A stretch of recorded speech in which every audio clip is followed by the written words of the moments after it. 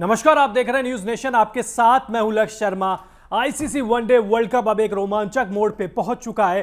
Team India 7 match में 7 जीत के साथ नंबर 1 पर है और सेमीफाइनल की रेस में भी अब सबसे आगे निकलते हुए उन्होंने अपनी जगह पक्की कर ली है। सेमीफाइनल में ऑफिशियली रूप से पहुंच चुकी है। अब 4 नवंबर शनिवार सुपर सैटरडे 2 मुकाबले खेले जाएंगे। पहला मुकाबला खेला जाएगा पाकिस्तान वर्सेस न्यूजीलैंड, तो दूसरा मुकाबला खेला जाएगा ऑस्ट्रेलिया और इंग्लैंड के बीच में। तो पहले मैच के बारे में बात करेंगे, यानी कि पाकिस्तान और न्यूजीलैंड के बीच में कि क्या कंडीशंस है, क्योंकि ये जो मैच हो रहा है वो बेंगलोर के चिन्नास्वामी स्टेडियम में हो रहा है, जहां पर रनों की बारिश होते हुए भी दिखी है। तो दूसरी साइड इंग्लैंड, जो पिछली बार की चैंपियन है, वो 200 रन भी नहीं बना पाई थी। तो कैसा होगा पिच का मिजाज, दोनों टीमों की संभावित प्लेइंग 11 क्या है, दोनों के हेड टू हेड रिकॉर्ड्स क्या कहते हैं, वेदर रिपोर्ट क्या है, सब कुछ बात करेंगे। लेकिन सबसे पहले एक बार बातचीत कर लेते हैं। किसकी? सबसे पहले बातचीत कर लेते हैं हम दोनों टीमों की संभावित प्लेइंग 11 के बारे में। अगर न्यूजीलैंड की संभावित प्लेइंग 11 के बारे में बात करें तो Devon Conway, Will Young, Sachin Ravindra, Daryl Mitchell, Tom Latham, Glenn Phillips, इसके बाद Mitchell Santner, Jimmy Neesham, Kyle Jamieson, Tim Southee और ट्रेंट बोल्ट। तो ये है न्यूजीलैंड की संभावित प्लेइंग 11। अब अगर पाकिस्तान की बात करें तो अब्दुल्ला शफीक और फखर जमान, बाबर आजम, मोहम्मद रिजवान, सऊद शकील, इफ्तार अहमद, सलमान अली आगा, शाहीन अफरीदी, उसामा मीर, मोहम्मद असीम जूनियर और हारिस रऊफ। तो ये हैं दोनों टीमों की संभावित प्लेइंग 11।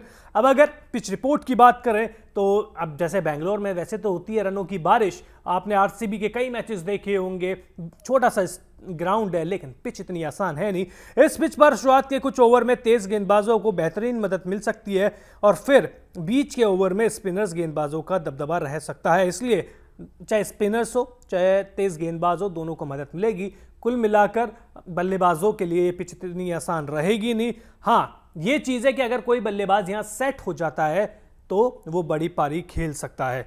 अब आपको पिच रिपोर्ट बता दी, दोनों टीमों की संभावित प्लेइंग 11 बता दी। अब दोनों टीमों के बीच में हेड टू हेड रिकॉर्ड्स की बात करें तो इन दोनों टीमों के बीच में कुल 115 मैचेस हुए हैं, जिसमें से पाकिस्तान जीता है 60 मैच, न्यूजीलैंड जीता है 51 मैच, जिसका नतीजा नहीं निकला है। 3 मैच और 1 मैच टाई भी रहा है। तो अब आपको पिच रिपोर्ट भी बताई, आपको दोनों टीमों की संभावित प्लेइंग 11 भी बताई, हेड टू हेड रिकॉर्ड्स बताए। वेदर को लेकर आप टेंशन कीजिए मत, क्योंकि पूरा क्लियर है। 2 या 3% बारिश की उम्मीद की गई है। तो इसका मतलब ये है कि अगर बारिश आई भी तो इतनी तेज नहीं आएगी, केवल बूंदाबांदी की प्रेडिक्शन की गई है। आपको पूरे 100 ओवर का मैच देखने को मिल सकता है। अब बातचीत थोड़ी सी हो जाए दोनों टीमों की करंट फॉर्म के बारे में, तो सबसे पहले बातचीत पाकिस्तान की करते हैं।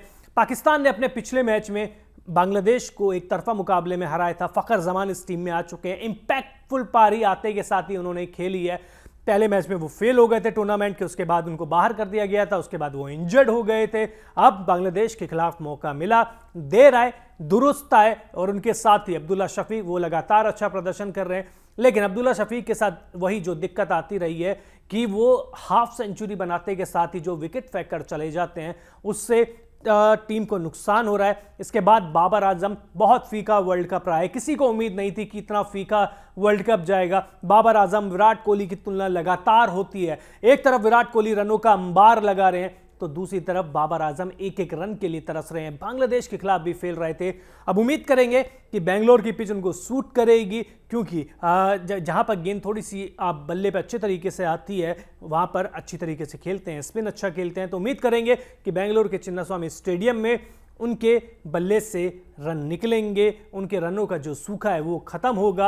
अब इसके बाद मोहम्मद रिजवान, जब से भारत के खिलाफ वो 49 रन पे आउट हुए हैं, उसके बाद से बल्ले को जंग लग गई है, लगातार फेल हो रहे हैं। जिस तरीके की उम्मीद उनसे की जा रही थी उसके बाद से उस तरीके का प्रदर्शन किया नहीं है रिजवान ने। रिजवान इस टीम के सबसे इन्फॉर्म बल्लेबाज थे, शतक लगाया था श्रीलंका के खिलाफ ही, लेकिन उसके बाद से लगातार जूझ रहे हैं। उम्मीद करेंगे कि जब पाकिस्तान के लिए ये मैच करो या मरो का है तो वो ये फॉर्म दोबारा से हासिल कर लेंगे और दोबारा से उसी तरीके से रनों की बारिश करेंगे जिसके लिए वो जाने जाते हैं। इसके बाद देखिए सऊद शकील, कई अच्छी पारियां उन्होंने खेली है इस टूर्नामेंट में, लेकिन सिर्फ अच्छी पारियां खेलने से काम नहीं चलेगा, क्योंकि ये वर्ल्ड कप है।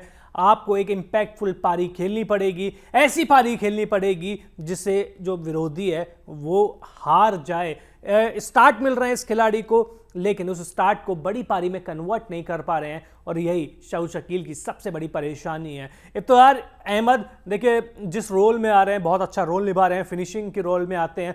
अब ये बड़े शॉट्स खेलते हैं, या तो ये चौके लगाएंगे या ये छक्के लगाएंगे या ये डॉट गेंद खेलेंगे। तो इनको ये समझना होगा कि जो डॉट गेंद ये ज़्यादा खेल रहे हैं उससे टीम का नुकसान हो सकता है। उस पर वो सिंगल डबल भी ले लेते तो टीम का जो स्कोर बोर्ड है वो चलता रहता है, उससे टीम को काफ़ी फायदा होता है। इसके बाद सलमान है, पिछले मैच में आए थे, बल्लेबाजी का मौका मिला नहीं, लेकिन एक यंग टैलेंटेड खिलाड़ी है, वार्म अप मैचों में बहुत अच्छा प्रदर्शन किया था और उम्मीद करेंगे कि अगर न्यूजीलैंड के खिलाफ खेले तो रन भी बनाएंगे। गेंदबाजी की बात करें तो देखिए गेंदबाजी बांग्लादेश के खिलाफ पहली बार फॉर्म में लगी है, चाहे वो शाहीन शाह अफरीदी हो वो अच्छी फॉर्म में लगे हैं, और इसके अलावा जो जूनियर है यानी कि वसीम जूनियर, उन्होंने भी 4 विकेट लेके बता दिया कि वो इस टीम के सबसे इंपैक्टफुल खिलाड़ी है। हसन अली अभी तबीयत कैसी है पता नहीं है, उनकी अभी तक कोई खबर आई भी नहीं है, तो इस मैच का पता नहीं कि खेलेंगे कि नहीं खेलेंगे। और इंपैक्टफुल पारी तो खेल रहे हैं। हारिस राउफ इस टीम की परेशानी थे, अभी भी बने हुए हैं, आते हैं गेंद करते हैं, चौके छक्के खाते हैं, उसके बाद चले जाते हैं, ना तो विकेट ले रहे हैं ना ही रनों पर अंकुश लगा पा रहे हैं। तो इसलिए इस टीम की जो सबसे बड़ी ताकत है वो है हारिस राउफ की फॉर्म। अब दूसरी तरफ चलते हैं, यानी कि न्यूजीलैंड की तरफ, उनका भी कुछ यही हाल है। शुरुआत ऐसी करी थी कि ये टीम की एक समय ऐसा लग रहा था कि सेमीफाइनल में सबसे पहले टीम पहुंच जाएगी, लेकिन पिछले 4 मैच में 4 हार, और अब सेमीफाइनल में पहुंचने की या पहले नंबर पे पायदान पे पहुंचने की तो बात छोड़िए, पहुंच पाएगी या नहीं पहुंच पाएगी इस पे भी संदेह के घेरे बादल छाए हुए हैं पूरी तरीके से। देखिए इस टीम में ना तो अब यंग रन बना रहे हैं, कॉनवे शुरुआत में रन बनाए थे, अब बुरी तरीके से फेल हो रहे हैं। दोनों को स्टार्ट जरूर मिल रहा है, स्टार्ट मिल रहा है दोनों को, लेकिन बड़ी पारी कैसे कन्वर्ट करेंगे। और यंग के साथ दिक्कत ये है कि डॉट गेंद शुरुआत में बहुत खेलते हैं, सामने वाली टीमें 300 350 रन बना रही है, और विल यंग उस समय भी अगर 70-80 के स्ट्राइक रेट से रन बनाएंगे तो इसका दबाव कॉनवे पे भी आएगा। कई बार देखने को मिला है कि कॉनवे दबाव के कारण अपना विकेट फेंक कर चले जाते हैं, तो कॉनवे के साथ यंग को भी अब बड़ी पारी खेलनी पड़ेगी। इसके बाद सचिन रविंद्र, अब देखिए ये खिलाड़ी तो फॉर्म में है ही, क्या बात करें। जिस हिसाब से ऑस्ट्रेलिया के खिलाफ शतक लगाया, हालांकि साउथ अफ्रीका के खिलाफ कुछ नहीं कर पाए, लेकिन जो रोल दिया गया है बखूबी निभा रहे हैं। गेंदबाजी भी ठीक ठाक हो रही है, बल्लेबाजी में तो कमाल कर ही रहे हैं, 2 शतक लगा भी चुके हैं, इसके अलावा कई इंपैक्टफुल पारी भी खेल चुके हैं। तो सचिन रविंद्र के बारे में बात ज़्यादा ना करके टाइम वेस्ट नहीं करते।